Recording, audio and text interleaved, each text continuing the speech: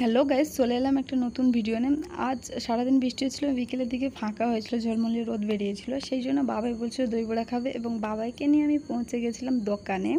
তারপরে দই বড়ার ঢাকনাটা খুলে দেখলাম দই বড়া আছে, কিন্তু অনেক সময় আমাদের দোকানে দই বড়া পাওয়া যায় না, প্রায় সময় শেষ হয়ে যায়। চলুন প্লেট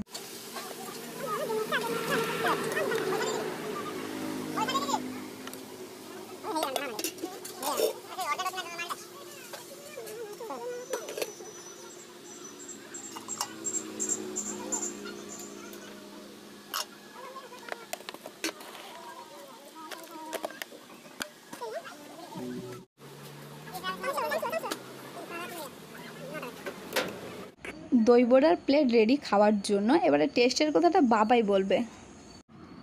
খুবই টেস্টি, ভাল লাগলে লাইক করো। হ্যালো গাইস, চলে এলাম একটা নতুন ভিডিও নিয়ে।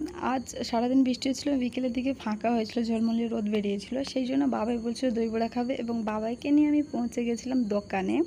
তারপরে দই বড়ার ঢাকনাটা খুলে দেখলাম দই বড়া আছে, কিন্তু অনেক সময় আমাদের দোকানে দই বড়া পাওয়া যায় না, প্রায় সময় শেষ হয়ে যায়। চলুন প্লেট